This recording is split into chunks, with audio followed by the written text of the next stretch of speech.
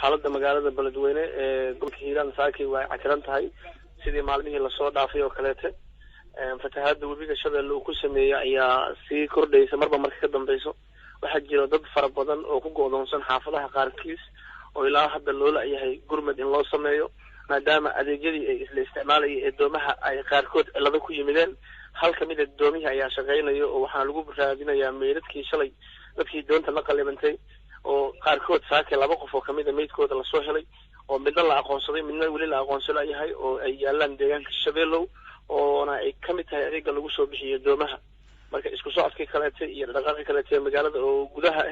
aad u yahay dadku waa ka taaltaal ganacsiga waa meelo yar yar oo aan badnayn dadka inta badan saaki waxay isticmaalayaan dabaal iyadoo aan ognahay dabaashan inay riski badan ama khatar badan ay gelinayso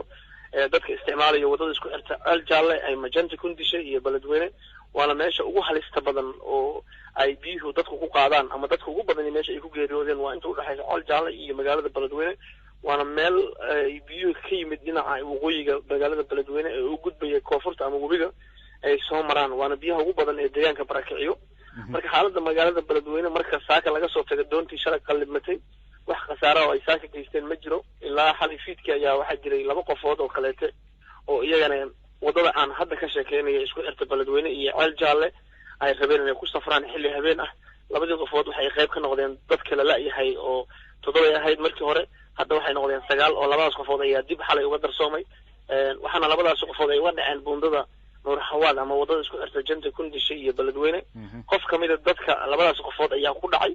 biyaha qofka kaleetana waxa uu rabay inuu caawiyo maadaama ay isla socdeen oo la sheegay inay ahaayeen laba qof oo ganacsato ah ama dadka dukaamada yar ku leh gudaha magaalada oo markii ay magaalada ka baxeen ay rabeen reerkooda oo jira Aljaalle inay halkaas ugu hoydaan labadii qofoodba sidaas ay ku geeriyoodeen tirada dadka la ayaa xal waxay noqotay markaas 9 saaka baad goobkii la sameeyay waxa lagu soo helay 2 tirada dadka maqan hadda waa 7 qofood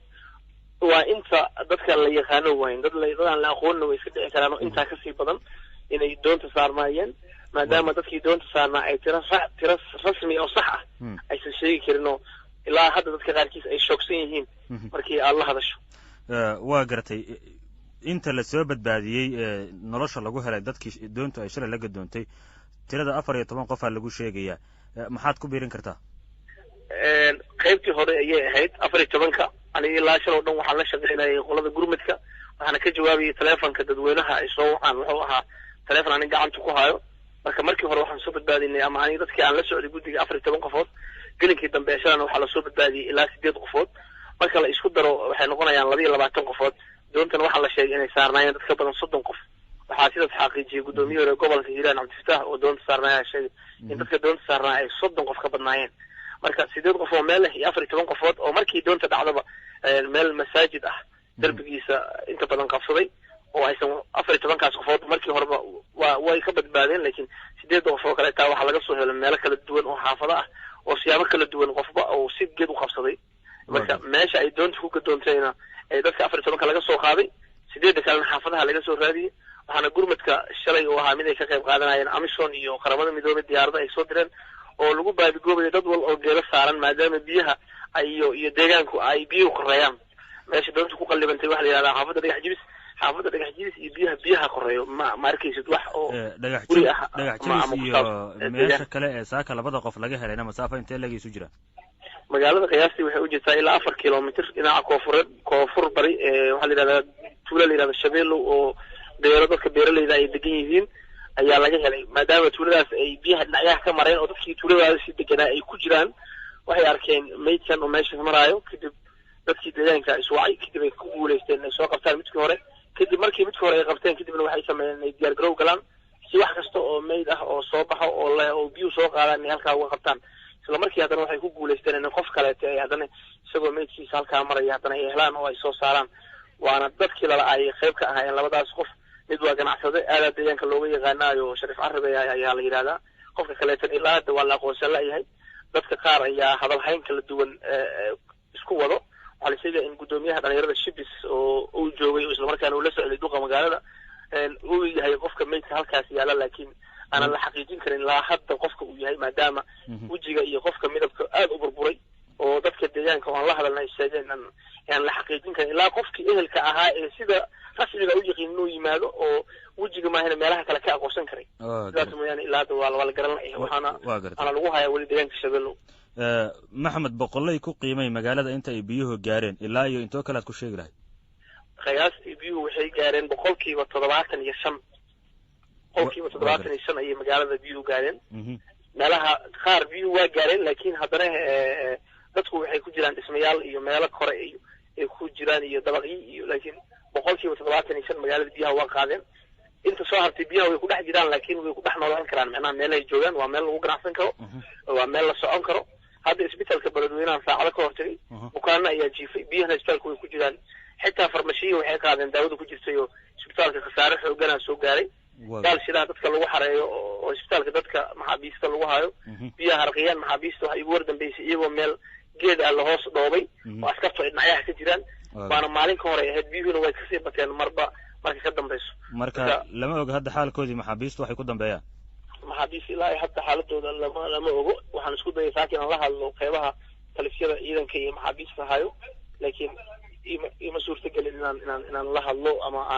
aan telefonka ku helo. sababaha ugu badan ee dadka la isku waayeen wax kala ma ayna korontadii ayaa iska yar telefonkina inta badan qofku waa uu ka damaama biyo oo dhexdhaca ama markasta ay suurtagal maaha marka dadka inay haystaan inta badan dadka aan arkayno waxay yihiin kuwaan isku dhex arkayno gudaha biyaha iyagoo dad u gurbanaya iyagoo reerkooda bixinaya iyagoo biyaha ku dhex jira intaasaan loo warqaadi karaa badan telefonada dadka biyaha ka qaaday. maxamed, hal dooni siday ugu filan tahay magaalo intaa leeg ee biyihii sidaas aad sheegtay 75% ay gaareen suurtagal ay tahay xilli kasta in la soo sheego qayradhaan dad la waayay doon kaliya siday baahida u kaafin kartaa? waxyaabaha mas'uuliyad darrada deegaanka ka jirta waa in dadka horta inay masiibo ku dhacday wax oo ilaahay xaggiisa ka qoran waayin laakiin in dadkii masiibada ku dhacday ay waayaan dad mas'uuliyad sheeganayo oo ka jawaaba cabashadooda iyo dhibaatadooda in la sii waayo ayaa ka sii daran. shalay ilaa iyo aniga maanta ilaa daraad waxaan ka dhex shaqaynaya dadka gudaha gurmadka ma jirin maamul aan arkaayo ma jirin dad isku xil saaray ma jirin qof u soo baxaya bulshadaas marka laga tago sida dad aniga camal oo shakhsiyaad ah oo isoo xil saaray oo dhibaatada meesha ka jirta indhaha ka qarsan waay laakiin dadka mas'uuliyadda lahaa ee deegaanka way hurdaan. xaqiiqada meeshaan ka jirto hal doonaa saakaran meyd lagu raadinayaa 10 qoysa waxay soo wacday meesha guddiga gurmadka aan la joogo oo ku go'doonsan meel tuulo ee 3 maalin biyaha ayaan dhexda uga jirnaa. waxay ii sheegeen dadkaas inay laga yaabo inay geeriyoodaan saacadaha soo socda qaarkood ilaa hadda waxaan la'anahay doon aan halkaas ku tagno dadkii aan ku doono haddii aan dhahno waa dabaalanayna haddaan dabaalo ku tagno waxba uma qaban karno qof xataa kama soo qaadi karno. waa xaggee meeshaasina? tuulada waxaa la yidhahdaa bacaad tuulada waxaa la yidhahdaa tuulo bacaada la yidhahdaa waxay u dhowdahay buulixoogay qiyaastii Beledweyne waxay waqooyi ka jirtaa ilaa 9 kilomitir. biyaha webiga ayaa shalay ilaa iyo daraad ilaa maanta nagu socday dhaheen. waxaan la hadlay qof haweeney oo magaceeda igu sheegtay Dirimo oo aan ka qabtay telefonka gurmadka oo soo wacday ay aad u wacdanaysay dhibaatada ku haysata meesha ilaa shalay waxay raadinaysay qoliyaha doomaha telefonadooda waxay sheegtay telefonkeeda xitaa inuu dabka ka sii dhacayo. mashaqada meesha ka jirta wax la qiyaasi karo maaha meedda maamulka meeshan ka jiraana waa wax aad u liito maamul ugu sheegi karo maamul sababta qof mas'uuliyad dadkiisii waa gartay maamulka ah oo aanan wax ka warhayn. maxamedow, mas'uuliyiinta qudhooda waad ogeedo iyagaa mashaqadii la kulmay oo dhibku uu ku dhacay laakiin markaan ka tagno iyaga iyo xaalkooda wadada isku xirta ceel jaalle iyo magaalada Beledweyne waxaa tiri khatar adag ay ka jirto iyadii qudheeda in la maro ay adag tahay. wadadaas biyaha ku socda ma biyaha webiga mise biyaha buuraha ka soo rogmaday? ma biyaha ku socda waa biyaha ka yimid dhinaca Ethiopia waa in ay ka baxsan webiga buurahana kama imaanin webigana kama imaanin biyo waxaa jiro fatahaada magaalada qaadaya waa biyo ka yimaado Ethiopia waa daadad weyn oo daadad Ethiopia ka soo rogmaday oo webiga ka bato waa biyaha webiga ka bato ay ku soo yaacayaan dhul bannaan oo Beledweyne waqooyi uga aadan qiyaastii 50 kilomitir. dhulkaasi biyo muddo ku soo soconayaan dadka deegaankana aad ay ugu wahayaan biyaha meesha waxa dhul bannaan waa in bankaa la yidhahdaa dadku way garan karaan. biyaha soo socda maalin hebel ay soo socdaan maalin hebel si loo soo sheegay maalin dambe way soo bilowdeen markay dadka qaxitaan ay bilaabaan. waa gartay ilaa hadda magaalada Beledweyne maxaa gaaray gurmad ka banaanka ah midkan dadka deegaanku ay isxilqaameen ee la doonayo in dadka maqan lagu badbaadiyo mooyaane dadka dhibaataysan ee ceel jaala degan waxaa la leeyahay agabka ay xitaa wax ku karsan lahaayeen guriyihii uga soo tageen. dowladda Soomaaliya waxay keentay teendooyin iyo marakaneeco kuwaasoo ilaa hadda aan dadkii loo qaybino meel la isaga xareeyay kolay dowladda iyaga u taalaa sida arrintaas loo maareyn lahaa midda kale dadka biyo dhaamin basaa loo sameeyey oo waxaa la yidhi dadka barakacay waa 70,000 60 booyadoo biyaana maalintii la siiyaayo hay'adaha deegaanka ay siiyaan. wasiirka waxbarashada meeshaas aad ay u badan tahay dadku ma haystaan agab ay cunto iyo wax qorsa dadka qaarkiis noloshooda la soo badbaadiyay oo iyagoo waxa la soo bixiyay kaligood ah oo xitaa aanan xitaa heli karin xitaa galas biyo aanan heli karin ama weel ay wax ku shubtaan aanan heli karin dadkii meel biyo ka banaanka ay tagaan gargaar way u baahnaayeen laakiin ilaa hadda ma jiro gargaar dadkaas la siiyey marka laga tago 60 booyadoo biyo oo ay sameeyaan hay'ado deegaanka ka shaqeeyo oo dadkaas biyo dhaamin u sameeyo wasiirka waxbarashada waxa uu leeyahay baahida biyo la'aaneed ee ka jirta meesha wasiirka waxbarashada Soomaaliya waxa uu leeyahay oo guddiga gurmadka kamid ah dadka magaalada ka barakacay 300 oo kun oo qof waa ay ka badan yihiin wuxuu leeyahay wali waa socdaan dadaaladii gurmadka ee la doonayay in dadkaas loogu gurmado waxaan rabaa ugu dambeyntii inaan ku weydiiyo waa sidee taageerada ay geysanayaan ciidamada AMISOM ee jooga magaalada Beledweyne iyaga qudhooda fatahaad ma saameyso saameynta leeg bay ku yeelatay saldhigyadooda magaalada ay ku leeyihiin garoonkii diyaaradaha waa sidee garoonka diyaaradaha shalay ayuu xirmay laakiin maanta wuu shaqeynayaa ciidanka AMISOM dadaalla hadda fatahaadii hore waa arkay ciidanka AMISOM oo dadaalla sameynaya gaar ahaan kuwa Djibouti iyo Ethiopia halkan jooga laakiin sanadkan wax ciidan AMISOM ah oo gargaarka ka qayb qaadanaya oo dad samata bixinaya aniga ma arkin midda wasiirkana waxa iska tahay waa un war iyo iska difaac dawladda iyo mooyaan dadka aan la joogay wax dadaalana kama muuqdaan wax gargaarana kama socdaan wax hadda oo aniga ma sheegi karo oo ay soo hadda soo wadaan laakiin muddada biyaha ay baxeen oo ilaa 10 maalin ka badan biyo dhaamin maahina dadkan wax kaleete oo gargaar ah oo gacanta laga siiyay ma jirto diyaarada teendooyin markanacooda waa la keenay ilaa hadda uma maleeshid badinaca dawladda iyo dadkan meeshan joogay wax inay ways iyo degdeg iyo wax problem inay weyn xaggan ka jirto marka fiirisa jawaabaha dawladda iyo ka imaanayo dadkan waxay u baahnayeen in jawaab degdeg laga bixiyo haddii diyaarada iyo wax kale helicopter lagu keeni karo xitaa ugu yaraan lagu keeno ugu yaraan dadka aad u kala daran yihiin dad waxa jira dhimanayo oo marxaladda ay ku jiraan aad ula dhibaataysan kuwa waxa jira iska roon oo maalmo isbixin karo waxaasoo dhan waxay u baahnayeen in kolley si hoos